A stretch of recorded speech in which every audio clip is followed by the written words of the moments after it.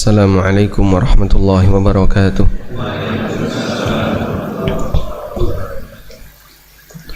Alhamdulillahi rabbil alamin. Wassalatu wassalamu ala ashrafil mursalin Nabiyyina wa maulana Muhammadin wa ala alihi wa sahbihi ajma'in. Wa ashhadu an la ilaha illallah wahdahu la syarika lah. Wa ashhadu anna Muhammadan abduhu wa rasuluh sallallahu alaihi wa ala alihi wa sahbihi wa man tabi'ahum bi ihsanin ila yaumiddin. Alhamdulillah, puji syukur kita haturkan kehadirat Allah Subhanahu wa taala. Pagi ini kembali kita melanjutkan kajian rutin dengan membaca kitab Riyadhus Shalihin. Insyaallah kita akan membaca hadis nomor 131. Hadis nomor 131 berbicara tentang beberapa amalan yang bisa menggugurkan dosa. Qala Rasulullah sallallahu alaihi wasallam. Rasulullah sallallahu alaihi wasallam bersabda, "Ala adullukum ala ma tamhu Allahu bihil khataya wa yarfa'u bihid darajat." Maukah kutunjukkan kepada kalian amalan yang Allah akan menghapuskan dosa-dosa disebabkan amalan itu, dan Allah akan mengangkat derajat disebabkan amalan itu. Qalu, para sahabat menjawab, "Bala ya Rasulullah, tentu ya Rasulullah, kami mau." Qala, kemudian Nabi sallallahu alaihi wasallam bersabda, "Isbaghul wudu'i 'alal makarih wa kathratul khuta ilal masajid wa intidharus salati ba'da as-salah fadzalikumur ribat." Rawahu Muslim. Amal yang bisa menggugurkan dosa dan mengangkat derajat adalah isbaghul wudu, menyempurnakan wudu, alal makarih, dalam kondisi orang nggak suka. Nggak suka di sini artinya mungkin bisa maknanya gatelan di anggota wudu, atau suhu yang terlalu dingin, atau juga air yang terlalu panas, atau ujian lain yang membuat orang itu tidak suka untuk menyentuh air. Wa kathratul khuta ilal masajid, memperbanyak langkah menuju masjid. Wa intidharus salati ba'da shalah, menunggu salat setelah selesai salat. Fadzalikumur ribat, fadzalikumur ribat, itulah ar-ribat. Ar-ribat yang dimaksud adalah mengikat satu ketaatan dengan ketaatan yang lainnya. Rawahu Muslim, hadis riwayat Muslim. Baik, sebelumnya kita kasih ilustrasi dulu. Saya mau tanya dulu ya, ibu-ibu, kalau suami Anda nikah lagi, Anda merasa bahagia atau merasa sedih? Pak Ki botonusan jawab. Ini pertanyaannya bukan untuk Anda. Ibu-ibu, kalau misalnya suaminya nikah lagi, merasa bahagia atau merasa sedih? Kok wis tuwa? Wis tuwa kan rumangsane, tapi kan suaminya masih muda kok nggih. Bahagia atau sedih? Sedih ya. Baik. Jawabannya sedih. Saya yakin sepakat jawabannya sedih, dengan aneka tingkat kesedihan. Selanjutnya, kalau ada orang yang beralasan seperti ini,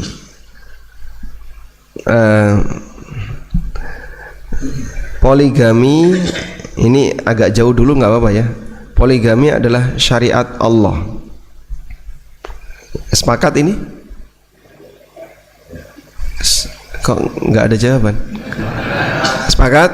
Baik. Poligami adalah syariat Allah. Dari mana kita tahu? Ada di surat An-Nisa. Fa in khiftum alla tuqsitu fil yatama fankihu ma taba lakum minan nisa'i mathna wa thulatha wa ruba', dan seterusnya. Allah memberikan izin bagi para lelaki muslim untuk nikah lebih dari satu, 2, sampai 4 maksimal. Baik. Kemudian ada seorang istri yang tidak suka dipoligami misalnya. Pertanyaannya, apakah istri ini sama dengan membenci syariat Allah? Apakah ketika seorang istri tidak suka dipoligami itu sama dengan tidak suka dengan syariat Allah?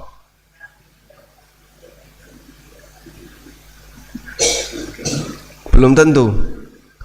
Belum tentu, tergantung apa? Tergantung perasaan. Selanjutnya, berkaitan dengan benci terhadap syariat Allah. Benci terhadap syariat Allah. Orang kalau benci terhadap syariat Allah, apa hukumannya? Ini bisa keluar dari Islam. Karena di antara perbuatan yang menyebabkan keluar dari Islam adalah membenci syariat Allah. Apa dalilnya?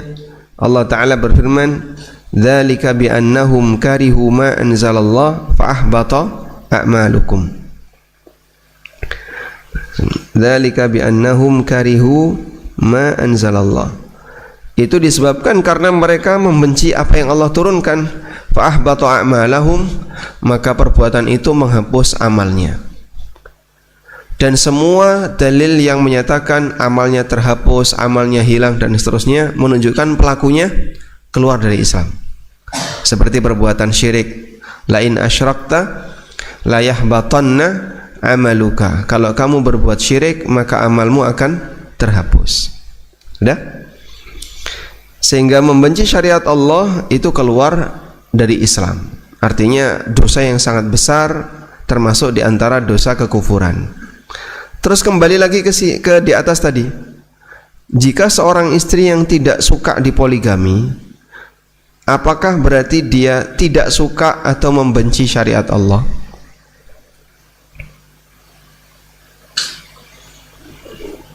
Belum tentu. Kapan disebut membenci syariat Allah dan kapan tidak membenci syariat Allah? Tergantung napa? Tergantung perasaan. Perasaan kan harus ada batasannya karena kita bicara hukum. Baik. Disinilah pentingnya untuk memahami dua hal berikut. Tidak suka. Itu ada dua. Pertama, tidak suka syariat. Saya nggak senang sama syariat kayak gini. Saya benci dengan syariat seperti ini. Sehingga latar belakang dia nggak suka adalah adanya syariat itu. Maka perbuatan semacam ini bisa menyebabkan keluar dari Islam. Misalnya ada orang yang benci dengan syariat jilbab, ada orang yang benci dengan azan, benci dengan sholat jamaah, benci dengan haji seperti Yahudi, sama haji itu gak senang banget. Ini bisa menyebabkan orangnya keluar dari Islam. Dalilnya adalah ayat yang tadi kita baca, dzalika bi annahum karihu ma anzalallah fa ahbata a'malahum, surat Muhammad ayat 9. Surat Muhammad ayat berapa? 9. Yang kedua, ada bentuk benci namun bukan pada syariatnya, tapi pada dampak dari pelaksanaan syariatnya. Dampak dari pelaksanaan syariat. Untuk jenis yang kedua ini, jika dilawan nggak apa-apa, kalaupun ada pengaruh seperti itu, dan jika dilawan sehingga tetap dia lakukan, akan semakin memperbesar pahala. Sehingga misalnya ya, Pak Ki mau nikah lagi ya. Terus ibu nggak setuju, tapi beliau sabar, ya sudah saya lawan walaupun saya cemburu, silahkan Pak Ki nikah lagi misalnya ya. Maka insya Allah pahalanya akan lebih semakin besar. Karena apa? Karena dia melawan rasa tidak suka pada dirinya, kemudian tetap melakukannya. Maka praktek seperti ini bisa memperbesar pahala. Inilah yang dimaksud dalam firman Allah Subhanahu wa taala, kutiba alaikumul qitalu wa huwa kurhul lakum. Diwajibkan bagi kalian untuk berperang, padahal berperang itu kurhul lakum, tidak kalian sukai. Bukan berarti bahasanya sahabat itu benci syariat perang. Mereka menerima syariat itu, ini datang dari Allah, sehingga mereka melaksanakan jihad dengan perang. Wa huwa kurhul lakum, walaupun yang namanya pengaruh dari kegiatan perang itu tidak disukai oleh mereka. Ya kita tahu sendiri namanya perang kan beresiko apa Pak? Kehilangan nyawa, resikonya apa lagi? Kehilangan harta, kehilangan keluarga, apalagi cacat anggota badannya dan seterusnya. Hal yang ma'ruf namanya peperangan pasti akan beresiko seperti itu. Tapi ketika para sahabat benci dengan perang yang Allah sebutkan di sini, bukan benci syariat perang, tapi benci apa? Dampak dari pelaksanaan syariat perang itu.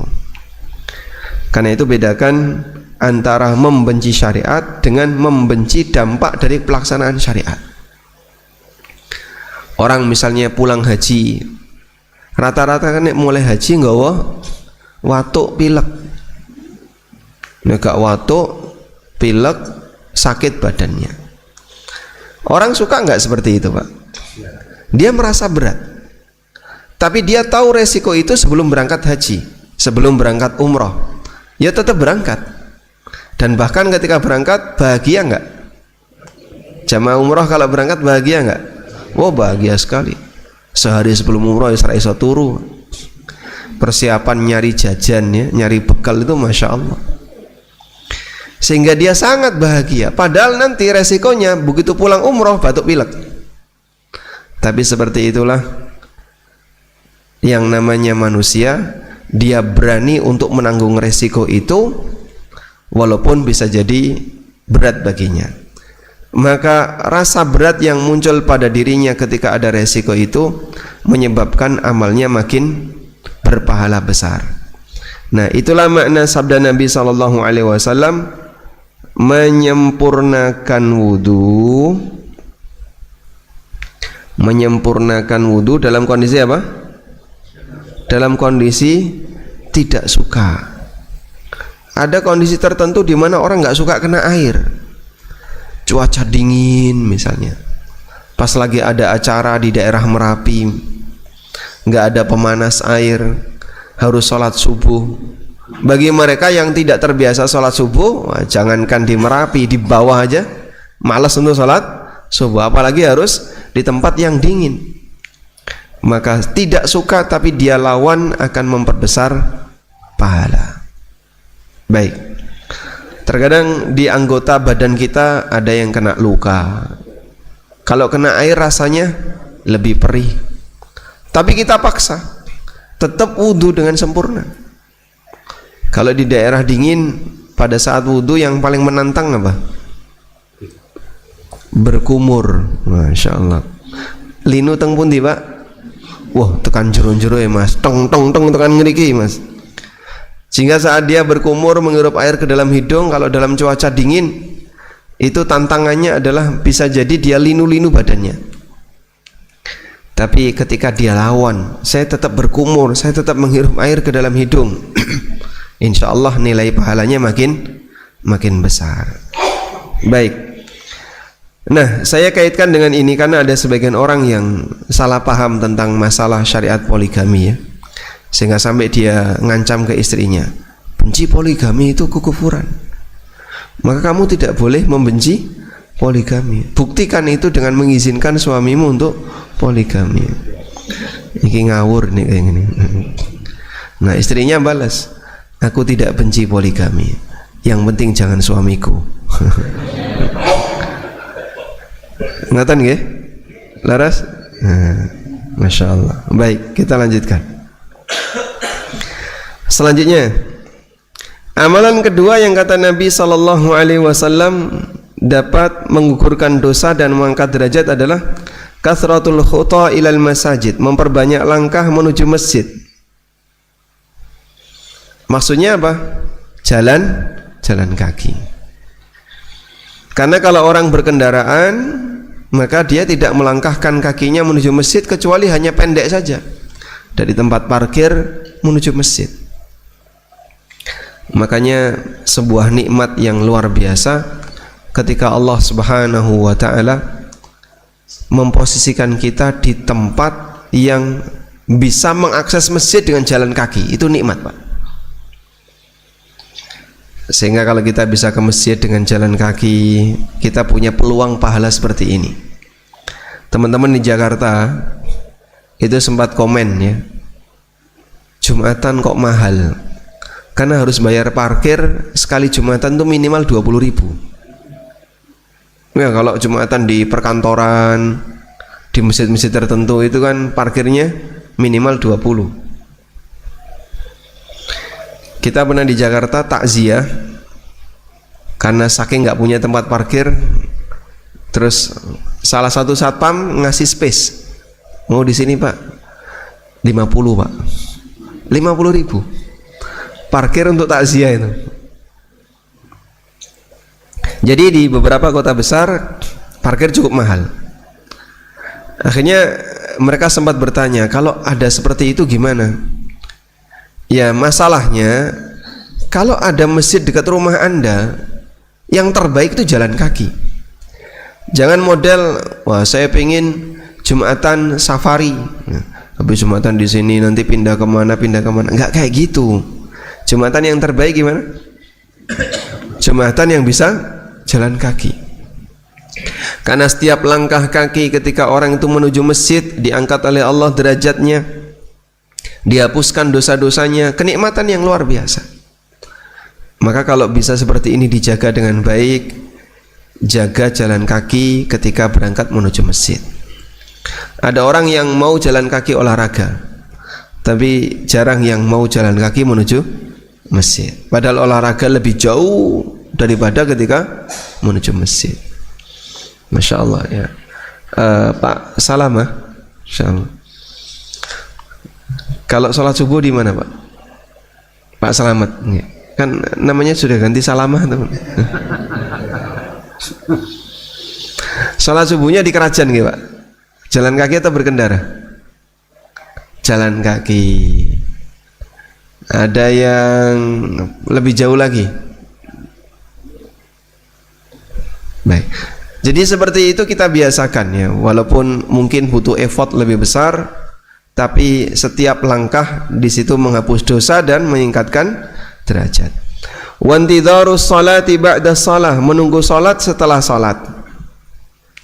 Yang dimaksud menunggu salat setelah salat adalah salat sunnah, terus nunggu apa? Iqamah. Orang nunggu salat setelah salat, maksudnya adalah salat sunnah, nunggu iqamah. Dengan demikian maka yang bersangkutan sedang melaksanakan salat. Yang bersangkutan sedang melaksanakan salat. Saya pernah mampir di sebuah masjid ya, di daerah Timur Tengah lah. Dan masjid ini paling aneh sendiri karena qomatnya tertunda. Jadi biasanya qomatnya itu jam setengah 12, dia qomatnya jam 12, pokoknya tertunda 1 jam, lebih lama dibandingkan masjid yang lain. Sementara di Timur Tengah itu qomat itu seragam Pak, adzan seragam, qomat seragam, itu ada timernya khusus. Sehingga banyak jamaah yang kumpul berharap qomat, loh kok gak qomat? Nah, tapi di tembok itu ditulisi, di sini iqamah jam 12. beda dengan yang lain. Akhirnya ada yang mutung cari masjid yang lain, keluar. Nah, ada salah satu di antara jamaah yang kemudian dia ngasih motivasi, kalian nggak usah keluar, kalian duduk itu dihitung sholat, sehingga sayang kalau kalian keluar, membatalkan peluang pahala sholat. Sebab orang sholat sunnah kemudian dia duduk nunggu sholat wajib, selama dia berada di masjid dia dihitung sholat. Wa ma dama fi sholati man tadhara shalah, dalam hadis yang lain, sepanjang dia menunggu sholat maka dia dihukumi sedang sholat. Maka posisi sholat sunnah kemudian nunggu iqamah walaupun duduk dihukumi sedang sholat, artinya dia dapat pahala sholat. Dan memang realitanya demikian, sehingga memotivasi orang, nggak ada ruginya orang itu nunggu iqamah terlalu lama ketika di masjid. Ini kapan tuh Pak komat-komatnya? Kok nggak komat-komat? Bapak duduk nunggu iqamah itu dapat pahala salat. Baik. Selanjutnya Nabi SAW mengatakan wadzalikumur ribat, itu semua adalah ribat. Ribat itu apa? Berjaga di daerah perbatasan. Nah, berjaga di daerah perbatasan. Kalau ini makna ribat yang sering digunakan dalam kegiatan perang di daerah perbatasan.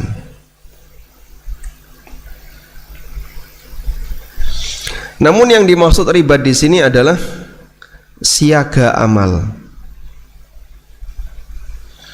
Dan orang dalam posisi siaga amal ketika yang dia lakukan nyambung amal satu dengan amal berikutnya. Dia nggak putus, selesai beramal satu dia beramal yang kedua, beramal yang ketiga, beramal yang keempat, dan seterusnya. Sehingga nyambung amal satu dengan amal berikutnya disebut apa? Ribat. Coba bisa disebutkan Pak, nyambung amal satu dengan amal berikutnya dalam hadis lain, dalam hadis tadi yang kita baca. Wudu, kemudian jalan menuju masjid, terus sholat sunnah, terus kemudian doa, lalu nunggu iqamah, kemudian sholat wajib, terus zikir, kemudian apa lagi?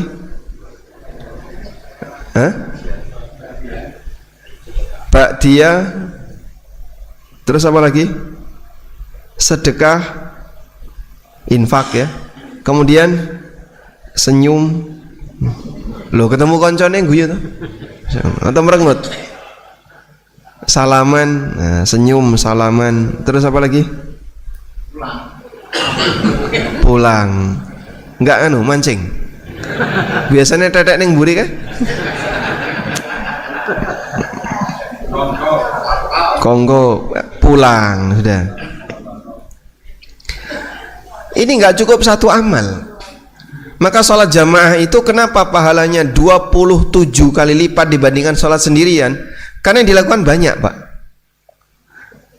Sehingga dalam kegiatan satu itu tidak cukup satu amal, yang kecil-kecil dihitung oleh Allah. Innallaha la yadlimu mithqala dzarrah wa in taku hasanatan yudha'ifha wa yu'ti min ladunhu ajran 'azima. Allah tidak mendolimi walaupun seberat dzarrah. Kalau itu amal baik maka Allah akan lipat gandakan dan Allah akan berikan pahala yang besar. Sehingga ini kalau kita hitung ya, 1, 2, 3, 4, 5, 6, 7, 8, 9, 10, 11 amalan. hanya dalam satu kegiatan. Mungkin kalau lupa nggak bawa duit ya jadi 10. Sedekahnya ndak ada. Baik. Tapi setidaknya ada rangkaian banyak amal. Inilah yang dimaksud oleh Nabi SAW dengan ribat. Dan mohon maaf Pak, nahan misalnya ya. Iki kapan toko mati selak ngentut. Nah, suasana Anda nahan sehingga tidak kentut dengan pasca keluar dari masjid. Begitu keluar masjid kan rasanya plong ya, harap ngentut ya kayak endang ngentut. Jadinya nuansanya berbeda. Nahan ini berpahala. Iki loh aku sarap ngentut kayak endang komat. Tapi dia tahan. Jadi jangan dikira sama antara nuansa membebaskan badan ini rasanya plong, mau ngentut ya biasa, nggak ada beban, dengan yang orang berada di dalam masjid sehingga dia tahan diri jangan sampai ngentut. Sama atau beda itu? Beda. Bisa jadi dia nahan dalam arti jaga diri biar nggak batal, itu ada nilai pahalanya. Maka kenapa ini bisa menghapus dosa dan meninggikan derajat? Sebab amalan yang dilakukan banyak. Dan Nabi SAW menyebut sebagai ribat. Itu adalah ribat, mengikat satu ketaatan dengan ketaatan berikutnya. Wallahu alam.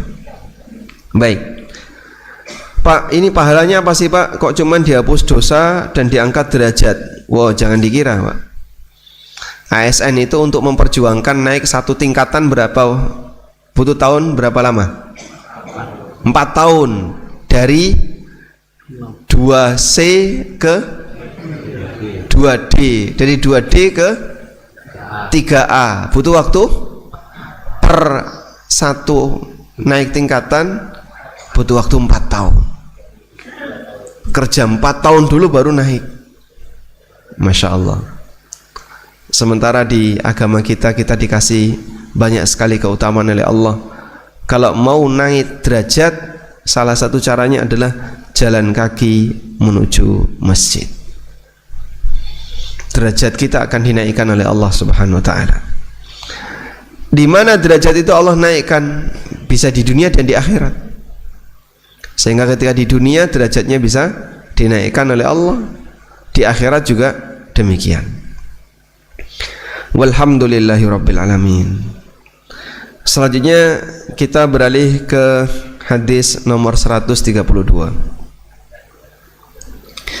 An Abi Musa al-Ash'ari radhiyallahu anhu. Dari sahabat Abu Musa al-Ash'ari radhiyallahu anhu. Siapa Abu Musa al-Ash'ari? Nama aslinya Abdullah bin Qais. Al-Ash'ari itu sebuah klan ya, atau suku dari Yaman. Dan beliau termasuk orang yang sangat dekat dengan Nabi sallallahu alaihi wasallam walaupun masuk Islamnya belakangan.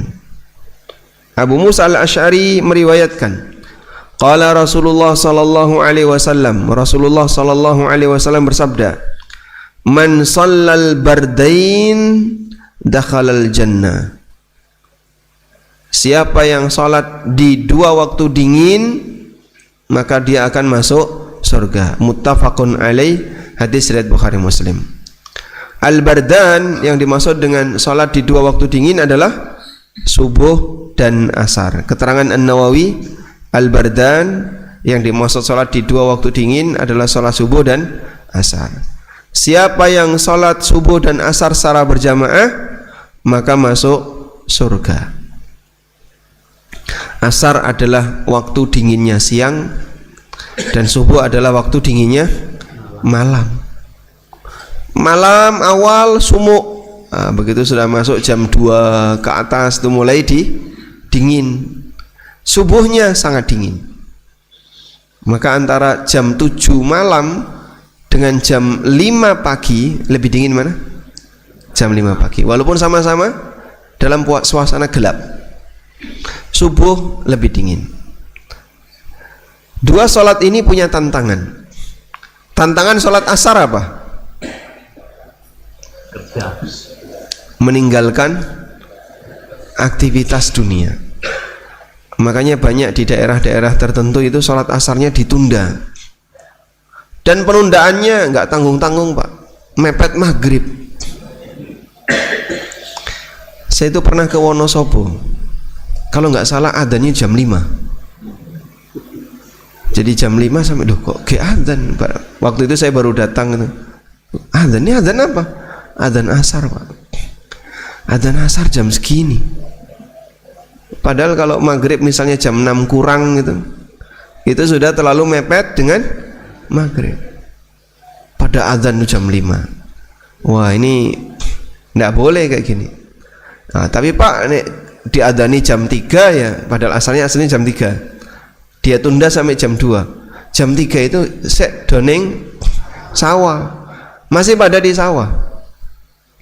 Karena mereka masih di sawah, sehingga saat diadzani tepat waktu malas untuk pulang, maka adzannya ditunda. Di daerah Bojonegoro ya, juga sama adzannya, tapi di daerah tertentu ya, yang di kampung-kampung adzannya jam setengah 5. Setengah 5 baru adzan. Padahal sholat asar itu jika dilakukan ketika matahari sudah kuning, hukumnya apa? Bagi yang tidak punya uzur, dosa. Bagi yang nggak punya uzur. Bagi yang punya uzur, boleh. Disinilah pentingnya sholat itu tepat waktu. Maka asar kenapa berat? Karena bagi sebagian orang susah meninggalkan kesibukan. Yang benar gimana Pak? Buat tepat waktu, pulang, sholat, balik lagi ke sawah. Nah insya Allah pahalanya akan lebih besar. Cuman bagi orang nanggung Mas, karena kan sudah kotor ya. Apalagi untuk pekerjaan yang butuh bersih-bersih, seperti bengkel, tukang, terus apa mulai petani, itu butuh bersih-bersih. Tukang di tempat kami ya, kalau bangun gedung sekolah, bangun studio ANB, asar leren Pak. Terus mereka bersih-bersih, sholat asar. Terus setelah itu balik nyambut gawe lagi sampai jam 5. Walhamdulillah mereka bisa terbiasa seperti itu karena kita kondisikan. Pokoknya asar berhenti, bersih-bersih, terpotong nggak apa-apa waktunya, tapi dia punya hak sholat asar tepat waktu. Walhamdulillah. Baik. Al-barat artinya apa? Al-barat bil ma'i wassalji wal barat. Al barat artinya air dingin. Nah, kalau air yang didinginkan mubarrad. Nah, maka Bapak bisa lihat di mana galon Zam-Zam di Masjidil Haram ya. Nah, galon Zam-Zam itu ada tulisannya kayak gini. Not cool, bahasa Arabnya apa itu bacanya? Ghairu mubarrad, tidak dingin. Not cool.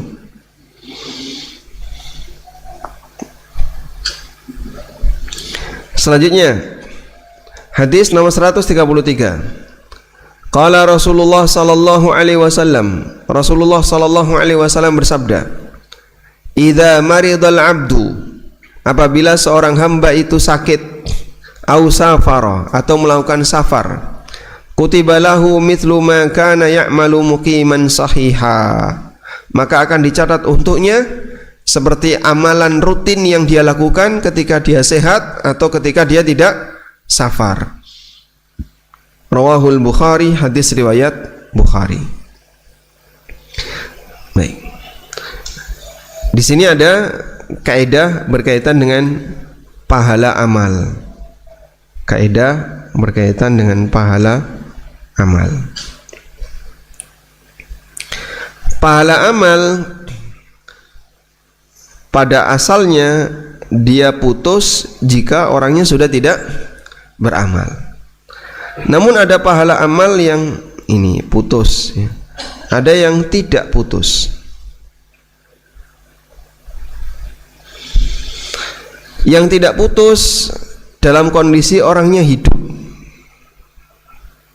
Ini terjadi ketika tidak beramal karena uzur. Dia tidak beramal karena uzur, dan yang kedua dia punya kebiasaan amal itu. Misalnya terbiasa puasa, lalu suatu ketika sakit sehingga dia tidak puasa, maka pahala puasa tetap mengalir karena dia punya uzur. Yang kedua, ada pahala amal yang tidak putus dalam kondisi orangnya sudah mati. Ini terjadi pada amal yang manfaatnya, diperhatikan manfaat ya, amal yang manfaatnya masih bertahan walaupun orangnya sudah mati, seperti wakaf, ilmu, misalnya ngajari baca Al-Quran, tahsin, sampai jamaahnya bisa tahsin, bisa baca Quran dengan benar. Walaupun pengajarnya ini sudah meninggal, maka jamaah yang bisa baca Quran dengan benar tadi memberikan aliran pahala kepada siapa? Yang ngajari, karena manfaatnya masih bertahan. Dan aneka amal yang lain yang manfaatnya bertahan. Amal seperti inilah yang tidak putus. Baik, sekarang dalam kondisi muda, nanti lama-lama akan tua. Makin tua makin kuat atau makin lemah? Makin lemah. Sehingga ada satu waktu, ada satu kondisi di mana ketika tua ini beberapa kegiatan, beberapa amalan tidak bisa lagi dilakukan. Kenapa? Karena keterbatasan fisik. Beberapa amalan tidak bisa dilakukan karena keterbatasan fisik. Maka dia berhenti untuk beramal. Pertanyaannya, kapan orang tua ini tetap bisa dapat pahala? Berarti kita pakai teori yang ini ya. Pahala amal tidak putus dalam posisi masih hidup. Dia tidak beramal karena uzur dan punya kebiasaan. Maka saat masih muda, dia punya kebiasaan amal soleh, punya kebiasaan amal saat masih muda. Kebiasaan amal 1, amal 2, amal 3, dan seterusnya. Ada beberapa kebiasaan amal yang dia lakukan saat dia masih kuat. Sholat jamaah di masjid, sholat malam, puasa sunnah, ikut kajian, dan aneka amal yang lainnya. Ini semuanya pasti ada waktunya, pasti akan berhenti, sehingga berpindah pada posisi amal tidak bisa lagi dilakukan. Maka dalam kondisi ini tetap berpahala jika apa? Jika yang bersangkutan punya kebiasaan. Jika yang bersangkutan punya kebiasaan. Disinilah istimewanya orang yang masih muda tapi dia membiasakan amal saleh. Dan ini makna dari firman Allah Subhanahu wa taala, illal ladzina amanu wa amilus solihati falahum ajrun ghairu mamnun. Kecuali orang yang beriman dan beramal saleh, mereka mendapatkan pahala ghairu mamnun, yang tidak pernah putus. Coba kita lihat keterangan dalam tafsir Ibnu Katsir. Apa sih makna falahum ajrun ghairu mamnun? Mereka mendapatkan pahala yang ghairu mamnun, yang tidak pernah putus, ai ghairu munqati, ghairu maqtu'in, tidak pernah putus. Dia mendapatkan pahala yang tidak pernah putus. Sekarang kita lihat keterangan di tempat yang lain. Diriwayatkan oleh Ad-Dhahhak qala anhu dari Ibnu Abbas. Qala Ibnu Abbas mengatakan, "Idza kana al-'abdu fi shababihi katsiras salati katsiras siyami was sadaqah." Kalau ada seorang hamba ketika masih muda, dia rajin salat, dia rajin puasa, dia rajin sedekah. Tsumma dha'ufa, lalu dia menjadi lemah. Amma kana ya'malu fi syababihi, sehingga tidak bisa melakukan amalan yang dulu rutin dilakukan saat masih muda. Ajrallahu azza wa jalla lahu ma kana ya'malu fi syababihi. Maka Allah tetap mengalirkan pahala sebagaimana kebiasaan yang dilakukan saat masih muda. Masya Allah. Inilah istimewanya. Makanya selagi masih kuat untuk melakukan aneka amal, dilakukan. Nanti akan ada waktunya jasad ini sudah tidak bisa lagi diajak untuk beramal, agar pahala yang terus mengalir. Itulah falahum ajrun ghairu mamnun. Wallahu a'lam. Walhamdulillahirabbil alamin. Baik, mungkin demikian yang bisa kita sampaikan. Insyaallah di pertemuan berikutnya kita akan bahas tentang aneka ragam sedekah. Wassallallahu ala nabiyyina Muhammadin wa ala alihi wa sahbihi wasallam.